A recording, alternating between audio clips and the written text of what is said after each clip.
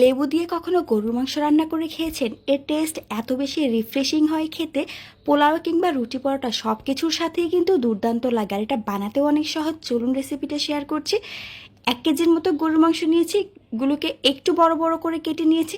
সাথে দিয়ে দিচ্ছি 2টা মিডিয়াম সাইজের পেঁয়াজ কুচি, 1.5 টেবিল চামচ আদা রসুন বাটা, একটা লেবুকে গ্রেট করে খোসাটা আলাদা করে সমস্ত খোসাটাই এর মধ্যে দিয়ে দিচ্ছি। আরও দিয়ে দিচ্ছি স্বাদ অনুযায়ী লবণ, কিছু আস্ত গরম মশলা, দিচ্ছি ঝালের জন্য কয়েকটা কাঁচামরিচ। আপনারা চাইলে পরিমাণটা বাড়িয়ে কমিয়ে ব্যবহার করতে পারবেন। আধা কাপ দিচ্ছি রান্নার রেগুলার তেল, আধা চা চামচ ধনিয়ার গুঁড়া আর আধা চা চামচ ভাজা জিরার গুঁড়া দিয়েছি। বেশি দিলে কিন্তু এর কালারটা নষ্ট হয়ে যাবে। এখন সবগুলো উপকরণকে একসাথে খুব ভালো করে মেখে আধা ঘন্টার জন্য মাংসটাকে ম্যারিনেট করব। এখন এর মধ্যে 2 কাপের মতো পানি দিয়ে এটাকে চুলায় বসিয়ে চুলার আঁচটা লো টু মিডিয়ামের মাঝামাঝিতে রেখে অনবরত জাল করতে থাকবো যতক্ষণ না পর্যন্ত মাংসটা প্রপারলি সিদ্ধ হয়ে যাচ্ছে। প্রায় 1 ঘন্টা জাল করার পরে ঝোলটা অনেকটাই কমে গিয়েছে, মাংসটা থেকে তেল ছেড়ে খুব সুন্দরভাবে সিদ্ধ হয়ে গিয়েছে। এখন এর মধ্যে দিয়েছি টক দই আর কয়েকটা কাঁচামরিচ ফালি।